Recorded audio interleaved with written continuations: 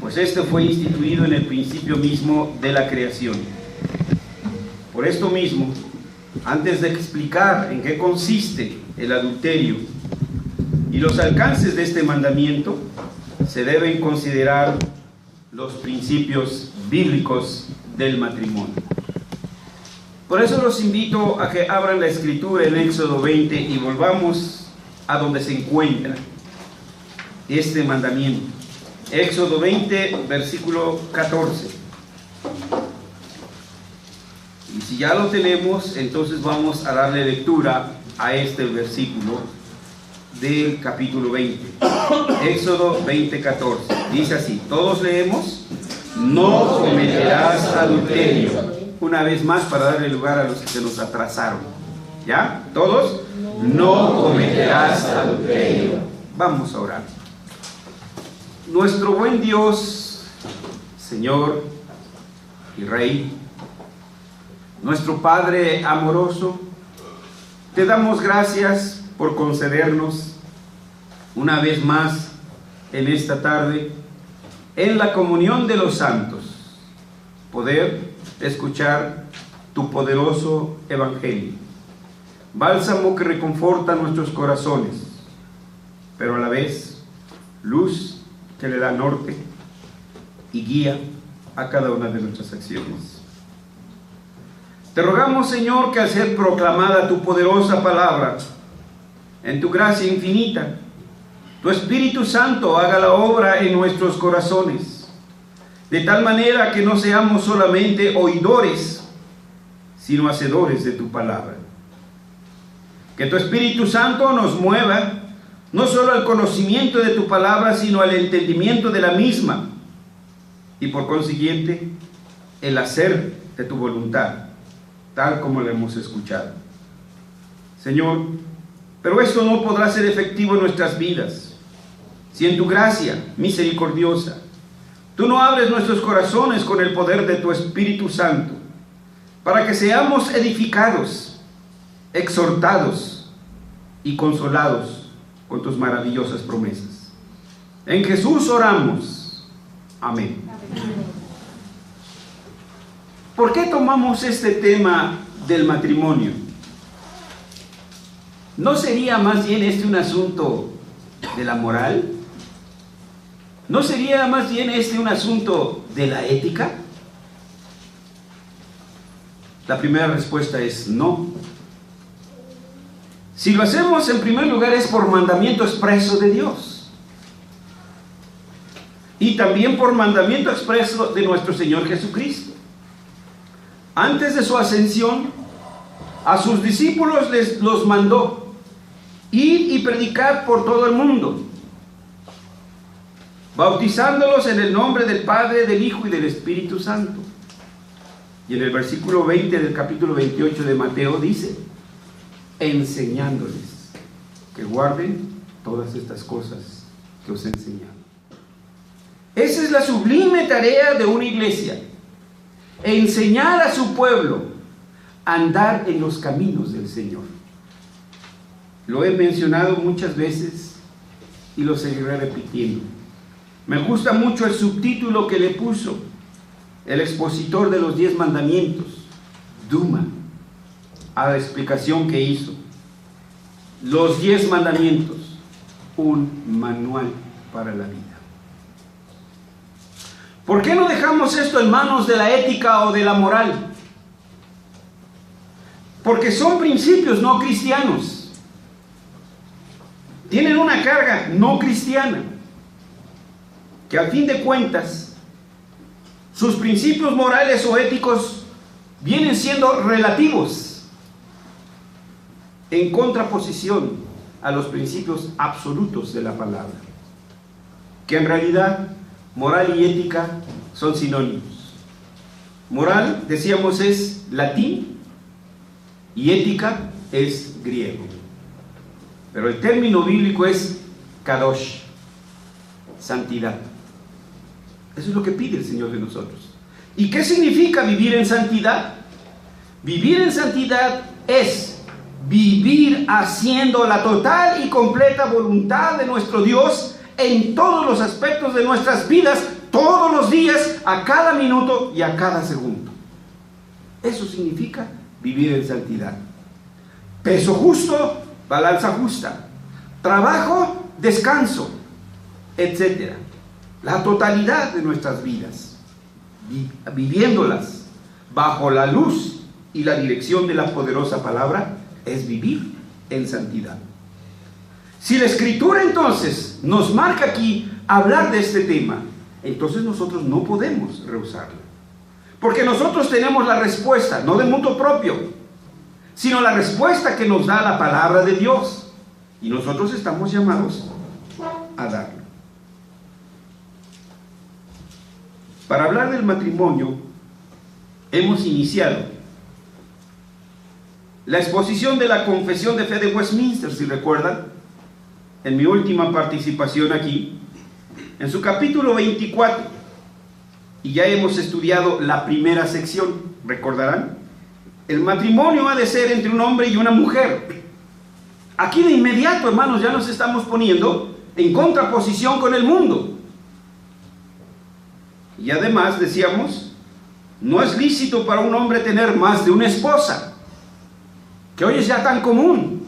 La casa grande y la casa chica, la catedral y la capillita, y cosas por el estilo. Y la Escritura no dice tal. Además, para dejarlo más claro, dice, no es lícito entonces para un hombre tener más de una esposa, ni para ninguna mujer más que un marido. Pero eso ya lo hemos explicado, si lo recuerdan. En esta sección, como iglesia, confesamos que Dios solamente acepta y bendice los matrimonios entre un varón y una mujer, y los matrimonios hechos conforme a su voluntad, según los lineamientos de su palabra. Fuera de la voluntad de Dios, lo que hagamos es maldición. Fuera de la voluntad de Dios no podemos pedir ni reclamar bendición. Asimismo, entonces, dijimos que Dios no bendice las relaciones en poligamia, ni lo hará. Hoy vamos a estudiar la segunda sección de este mismo capítulo 24 de la Confesión de Fe. Y dice así, presten atención.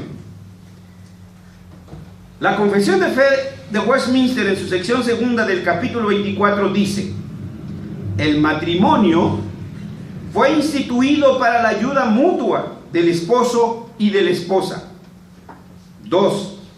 Para el acrecentamiento de la raza humana por generación legítima, no por bastardos.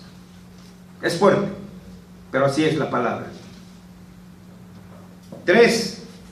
Y el aumento de la iglesia con una simiente santa. Sí, santos, ¿sí? No queremos cizaña, sino santos que han nacido de nuevo. La iglesia se compone única y exclusivamente de aquellos que han sido redimidos de la simiente santa. Los hijos nacidos en matrimonio como Dios lo ha establecido son la simiente santa con la cual Él quiere ver que su iglesia crezca. Y 4, dice nuestra confesión, para prevenir la impureza. Son los 4 propósitos del matrimonio que debemos de tomar muy en cuenta.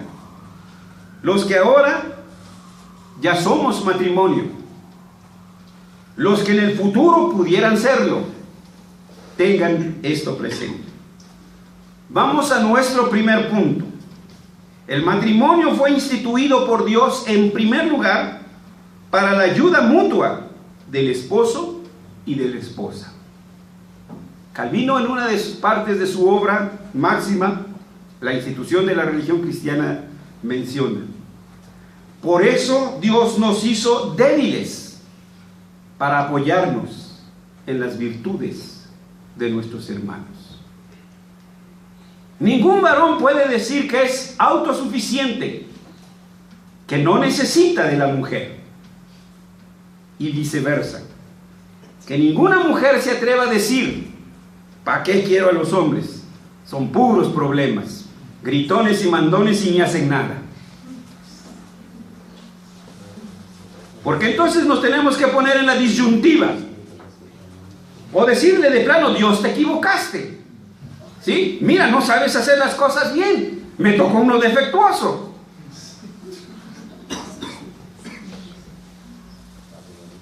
Para ayuda mutua, no se nos olvide.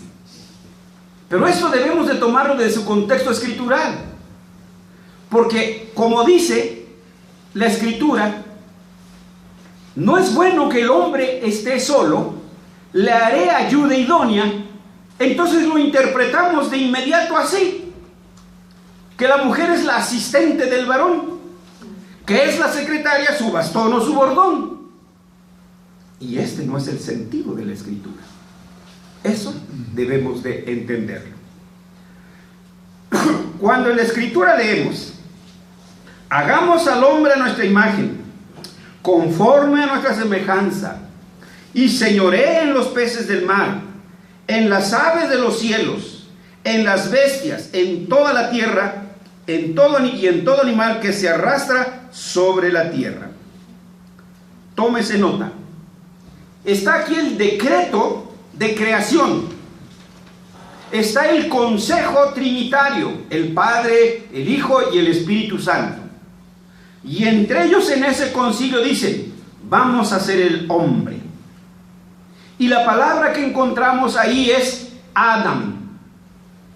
Ese Adam no va a venir en plan de turista al planeta Tierra o a Xcaret. No. Dice que ese hombre va a ser a la semejanza de Dios mismo, para que cumpla con una tarea: señorear en los peces del mar, en las aves de los cielos, en toda la tierra y en todo animal que se arrastra sobre la tierra. Esa era su tarea. Todavía no nacía el hombre. Hasta ahí yo creo que vamos bien. Si seguimos leyendo la escritura, entonces veríamos lo siguiente: al hombre, antes de ser creado, se le ha asignado un oficio al hombre. Recalco y reitero, mantengan esto en su visión: al hombre. No está diciendo a San Juan o Santa Tecla, dice al hombre. Eso es claro.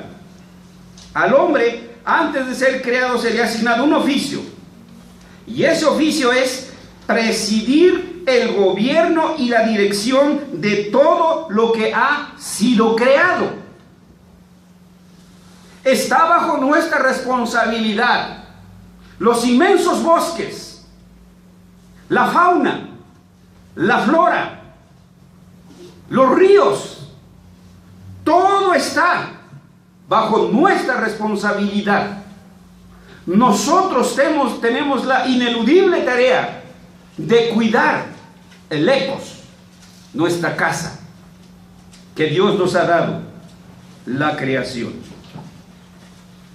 Al comparar lo que acabamos de leer con Génesis 2:15, leeríamos lo siguiente: tomó pues Jehová Dios al hombre y lo puso en el huerto del Edén, para que lo labrara y lo guardase. Todavía, tomen nota, dice al hombre, ¿sí? Está diciendo al hombre.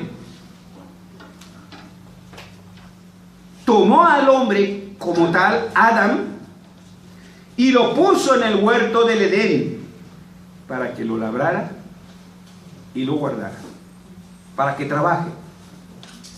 El hombre fue creado para trabajar y para cuidar la creación. Esa es su tarea. Ahora aquí vemos entonces al hombre en su vocación de mayordomo, mayordomo de la creación, y en su tarea de desarrollar el mandato cultural. He aquí pues la vocación del hombre. Sigo insistiendo, el hombre señorear sobre la totalidad de la creación, cultivar y conservar a esta creación. Y es menester tomar en cuenta que el mandato está dirigido al hombre. Ahora, ha de notarse que tanto en el versículo 26 del capítulo 1, según leímos, como en Génesis 2:15 que acabamos de leer, la palabra hebrea para hombre es ha-adam. Con este término se designa no el sexo, no el género, sino a la raza, a la humanidad en su totalidad. Y la humanidad, la raza humana es ha-adam. Eso significa Adán, la raza humana, sacado de la tierra. Y la raza humana es una biunidad compuesta de varón y mujer. Por tanto, el mandato cultural está dirigido al ha-adam, varón y mujer. Para ambos es la tarea. Pero el asunto no para aquí, porque en Génesis 1:27 dice: y creó Dios al hombre, ha-adam, y el hombre ha-adam es ish e isha. El hombre, perdón, el varón y la mujer. El mandato cultural entonces es tanto para el varón como para la mujer. Después en Génesis 2:18 leemos: no es bueno, dijo Jehová Dios, no es bueno que el hombre esté solo. Adam. No es bueno que ha-adam esté solo. Le haré ayuda idónea a él. Dios concibe al hombre como una biunidad. Y no puede ver un hombre solo o una mujer sola. Si leemos enseguida de esta declaración, encontramos que Dios trajo al hombre todas las criaturas para que les pusiera nombre. Y el versículo 20 termina diciendo: mas para Adán no se halló ayuda idónea para él. Y luego leemos que Dios hace a la mujer. ¿Y qué preciosura le trajo a él? Desniéguenmelo, hermanos. Díganme que soy mentiroso y a ver cómo les va cuando salgamos de aquí. Hasta aquí parece decir que la mujer es el asistente del varón, que es su secretaria, su ordenanza o simplemente su ayudante. Visto de esta manera, entonces el papel sería secundario, el papel de la mujer. Sin embargo, eso no dice la Escritura. Si volvemos atrás al decreto de elección, el mandato cultural está dado a ambos, al varón y a la mujer. Al varón le fue ordenado presidir el desarrollo del universo. A la mujer también le fue dado el mandato de presidir el desarrollo cultural del universo. La ayuda idónea para el varón, a fin de que pueda cumplir con este mandato, no es el burro, no es la vaca ni el toro, es la mujer. Y la ayuda idónea para que la mujer pueda cumplir con el mandato cultural no es el jirafo ni el rinoceronte, es el varón. Esa es la biunidad. Y es así como nos ve Dios. Entonces, Dios no unió al varón y a la mujer para que estuviesen en franca competencia de a ver quién puede más, de a ver quién sabe más, de a ver quién gana más. El varón no es ni debe ser piedra de tropiezo para la mujer. Tampoco la mujer debe pugnar por derribar al hombre y tomar ella el liderazgo absoluto en todo. Así entonces podemos ahora entender lo que nuestra confesión declara del propósito del matrimonio. El primer propósito del matrimonio es para ayuda mutua de esposo y esposa. El joven y la señorita, si no piensan en estos términos del matrimonio, ni piensen en el novio, ni piensen en la novia. Olvídense de eso. No existe, desde la perspectiva de las Escrituras, la caricatura fea y deformada que hoy vemos de los noviazgos. Desde la primaria, la secundaria, la preparatoria. No, ya cuando están en la universidad, ya, híjoles, mejor guardamos silencio.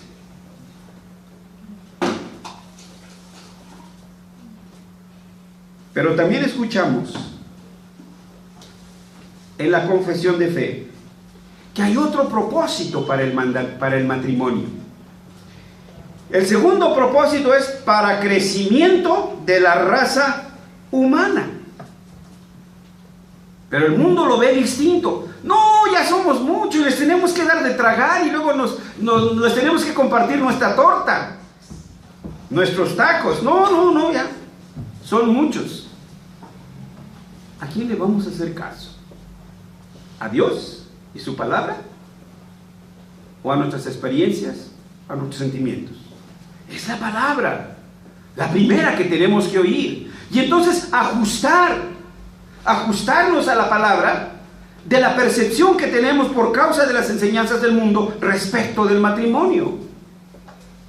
Génesis 1:28 dice: y los bendijo Dios y les dijo: fructificad y... ¿Qué es multiplicar? No dice fructificaos y clonaos. Yo no leo así. Fructificad y multiplicaos. Llenad la tierra. Otra vez, ¿quiénes son nuestra ayuda? Nuestros hijos. La siguiente generación. Ellos van a tener la estafeta. Mire usted a estos jóvenes. ¿Quién va a ser el próximo pastor de aquí? No lo sé. El anciano, el diácono, el maestro. No lo sé. Pero es esta nueva generación. Ellos son nuestra ayuda. Y por eso tenemos que entrenarlos, enseñarlos y adiestrarlos. Fructificad y multiplicaos. Llenad la tierra. Y lo dice ¿qué? Sojuzgadla. Y señoread en los peces del mar, en las aves de los cielos y en todas las bestias que se mueven sobre la tierra. Y Génesis 9:1 repite esto mismo después del diluvio. Génesis 9:1 dice: bendijo Dios a Noé y a sus hijos y les dijo: fructificad y multiplicaos y llenad la tierra. ¿Y cómo se iban a multiplicar, hermanos? ¿Por ósmosis? Bueno, los que recuerdan sus clases de biología. No, ¿verdad? De un instrumento de amor y de atracción entre el hombre y la mujer. Luego eso no es pecado, siempre que se haga donde Dios lo ha autorizado, solo, única y exclusivamente dentro del matrimonio. Fuera de eso es maldición, fuera de eso es pecado. Disfrácelo como quiera y justifíquese como quiera, pero para Dios es pecado y punto. Por eso no podemos creer y aceptar en los llamados matrimonios homosexuales. ¿Cómo les dicen? Sociedades de convivencia. Los gays, las lesbianas. Ellos no pueden cumplir con este mandamiento de ninguna manera. El hombre puede decretar lo que quiera, pero la última palabra la tiene Dios. y para él estos no son matrimonios, porque la Escritura es bien clara: el matrimonio es entre un varón y una mujer, y punto. En tercer lugar, mencionábamos, hermanos, que el tercer propósito del matrimonio, ya llevamos dos, pero ya se me olvidaron. ¿Cuáles son? El primero, la ayuda mutua. Eso sí se le acordó, hermano. Llegando, que va a querer aplicarlo. El segundo, ¿cuál? Para el crecimiento de la humanidad. El matrimonio es para tener hijos. No, pues no estoy preparado para ser papá. Ah, sí, pero para comerte el pastel sí, ¿verdad? O hay compromiso o nada. Punto. Pero también dice para crecimiento de la iglesia, con una simiente santa. Son dos cosas muy importantes: crecimiento de la iglesia, y dos, con una simiente santa. Malaquías, capítulo 2, versículo 11 en adelante hasta el 15, dice esto. Hay una queja del Señor contra su pueblo. Dice así: prevaricó Judá, y en Israel y en Jerusalén se ha cometido abominación. Subrayen esto, papás, y subrayen esto, jóvenes y señoritas. Porque Judá ha profanado el santuario de Jehová que él amó, y se casó con hija de Dios extraño. Aparte de que pecó con una cainita o una mujer con un cainito, todavía tiene la desfachatez de traerlo a la iglesia. Eso es lo que dice la Escritura. ¡Ay, todavía me lo presentas! ¡Qué cínico! Esa es la traducción, hermanos, de su servidor, por supuesto. Prevaricó Judá, y en Israel y en Jerusalén se ha cometido abominación, porque Judá ha profanado el santuario de Jehová que él amó, y se casó con hija de Dios extraño. Versículo 12. Toda acción tiene su reacción. Por tanto, Jehová cortará de las tiendas de Jacob al hombre que hiciere esto. Vean, de facto se hace. No se puede pasar por encima de la justicia de Dios. Jehová cortará de las tiendas de Jacob al hombre que hiciere esto. Pero aquí hombre no se refiere al varón solamente, acuérdense de los dos. Al que vela y al que responde, y al que ofrece ofrenda a Jehová de los ejércitos. 13. Y esta otra vez haréis cubrir el altar de Jehová de lágrimas, de llanto y de clamor. Así que no miraré más la ofrenda para aceptarla con gusto de vuestra mano. Dios no recibe la ofrenda de los que están en pecado con agrado. Me son abominación, dice en otra parte, tus cantos. Tus oraciones no las puedo soportar. Versículo 14. ¿Mas qué diréis? ¿Por qué? ¿Por qué me castigas? ¿Sí? Todavía pregunta, ¿no?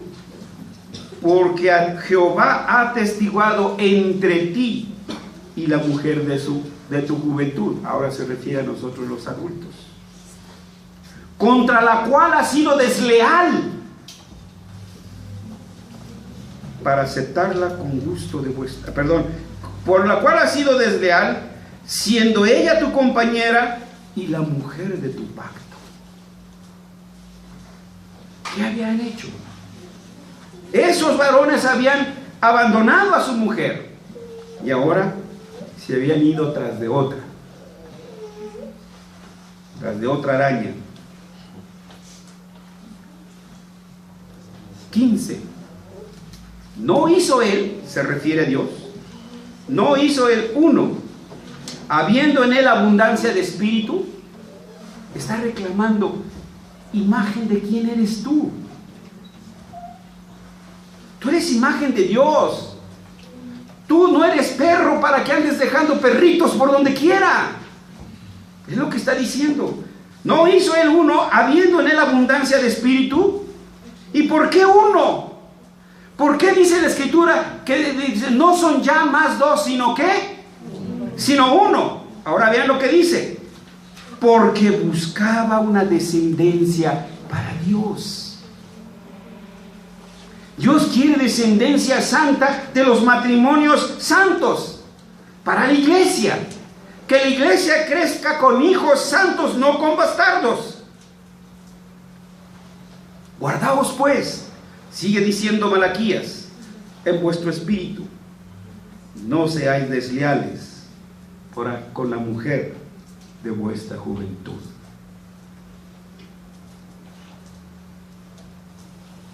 Volvemos entonces. ¿Cuál es el tercer propósito de este mandamiento? Para que la iglesia crezca. Pero vean, hermanos, se nos casan y se van. Pues ya hasta ni sabe uno qué pensar. Tiene uno un dulzor amargor. ¡Ay, te vas a casar! ¡Ay, qué bonito! Sí, pues ya el próximo domingo no viene. Pues mi vida, ¿para qué te casas entonces? Pues ya no sabe uno qué hacer, qué desear.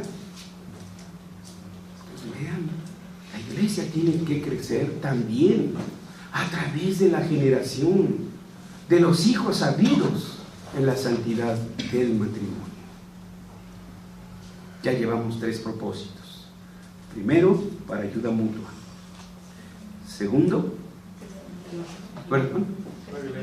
para crecimiento de la raza humana. Tercero, para aumento de la iglesia, para que la iglesia crezca, con nuestros hijos también, con nuestros nietos, los que ahora ya tenemos hijos grandes. ¿O no transforma nuestras vidas cuando tenemos ese bodoquito en nuestras manos? Nuestros nietos, bueno, algunos de ustedes todavía no saben lo que es eso, ¿sí?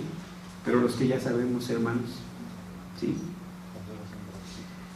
El tercero dice, para evitar la fornicación. El mandamiento dice, no adulterarás. Algunas versiones lo ponen tomando el sentido, por ejemplo, griego, porque esa es la palabra que usa en el Nuevo Testamento, fornicación, no fornicarás. Pero el adulterio, al fin de cuentas, es una fornicación. El séptimo mandamiento dice, no adulterarás. En 1 de Corintios capítulo 7, podemos tomar algunos pasajes de ahí para abundar un poquito en esta explicación. 1 de Corintios 7, versículo 2 dice, pero a causa de las fornicaciones, cada uno tenga su propia mujer y cada uno tenga su propio marido. Dios ha dado remedio para esas urgencias que tiene usted, para esas apuranzas que tiene usted. Cásese, punto, sencillo, y se acabó el problema. O sea, Dios no nos ha dejado desprotegidos. Ha dicho, no hagas esto, pero te he dado la salida, ¿sí? Y la salida es el matrimonio. El versículo 3. El marido cumpla con la mujer el deber conyugal, y asimismo la mujer con el marido. Si ambos cumplimos nuestra parte, pues por ahí alguien escuché que decía, ¿qué tanto más puede caber en una taza llena? ¿Qué más le cabe a una taza llena? Fuerte. Todos llénenle su taza del uno y del otro, y a ver qué le dejan al otro o a ver qué le dejan a la otra. Dios es sabio, vean, hermanos. Ahí está la sabiduría de Dios. Pero versículo 7, jóvenes, no se me emocionen, lean lo que dice el versículo 7. más quisiera que todos los hombres fueran como yo. Pero cada uno tiene su propio don de Dios. Unos a la verdad de un modo y otros del otro. Bueno, lo que quiere decir, si están solteros, pues no se apuren. ¿Cuál es la prisa? Esperen que su momento llegue. Moisés. ¿Sí? ¿Ustedes creen que no le hacían ojitos muchas egipcias a Moisés? ¿Ustedes creen? Yo me puedo imaginar que a lo mejor a Moisés de repente así se le iban los ojitos, ¿sí? Sin embargo, ¿dónde se casó? En el desierto. Y Dios ya le tenía una hermosa novia ahí. Y sus hijos, Gersón.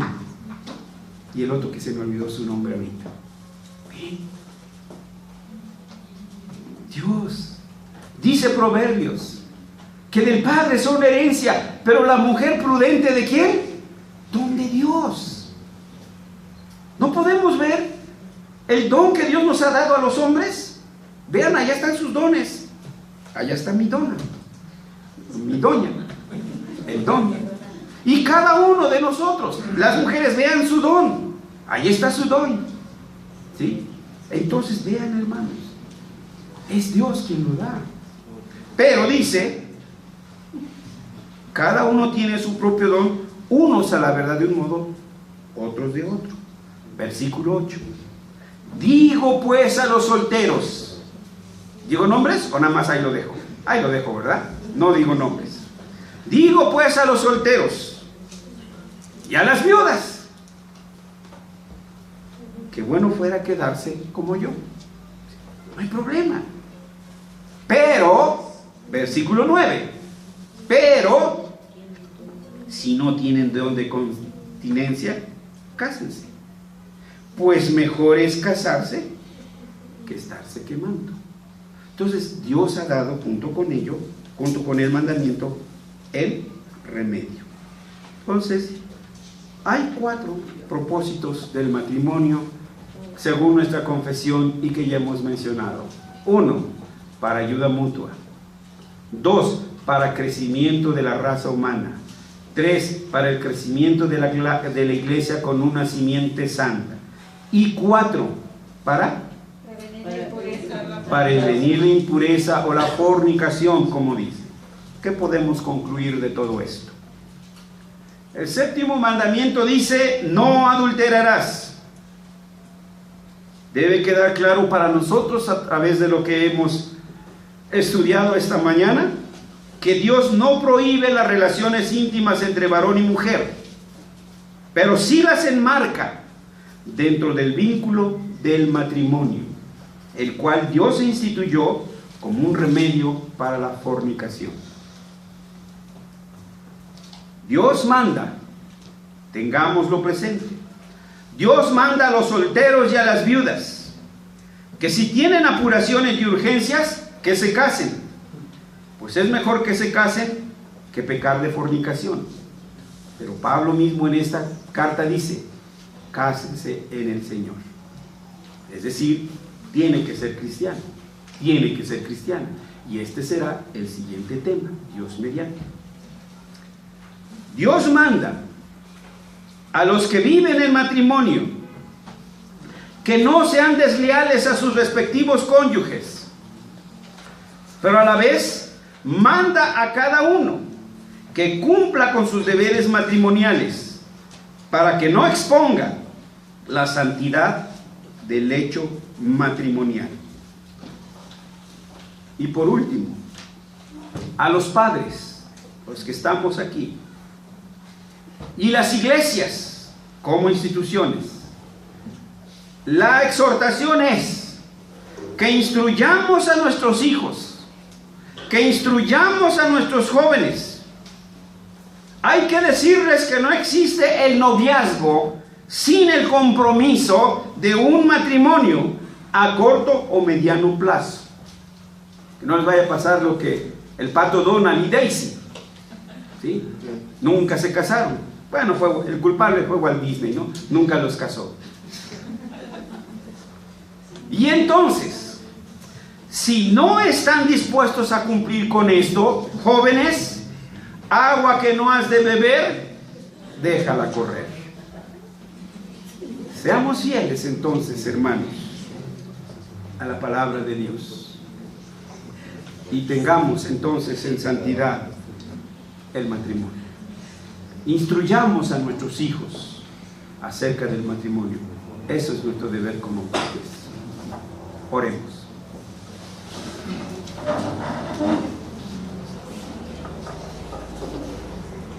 Nuestro Dios y nuestro Padre, no pasamos la prueba.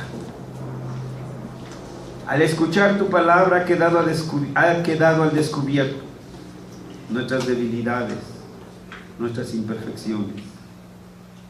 Cómo no hemos sido leales para contigo, cómo no hemos cumplido con lo que nos has mandado, Señor, y cómo te hemos fallado como esposos, como esposas, como padres y como hijos.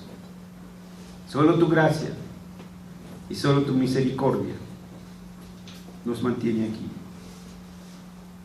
Hay en lo profundo de nuestro corazón, Señor, una profunda pena, una pesada agonía por los pecados de nuestros hijos, de los cuales nosotros somos parte importante de lo que ellos han hecho. Perdónanos por haber fallado como padres, Señor.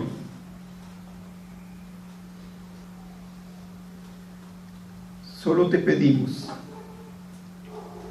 ten misericordia de nuestros hijos. Ten misericordia de nuestras hijas. Tú, Padre, sabes eso. Porque a pesar de nuestros errores y de nuestras fallas, tú nos sigues amando. ¿Y cómo amamos a nuestros hijos, Señor? Pese a que te han fallado. Solo te pedimos, Señor, ten misericordia de ellos. No los abandones, Padre Santo, en sus concupiscencias. Restáuralos, Señor, de aquello en lo que ellos han caído. Y prevénnos a nosotros, Señor, de ser desleales a tu voluntad y a tu palabra. En Jesús oramos. Amén.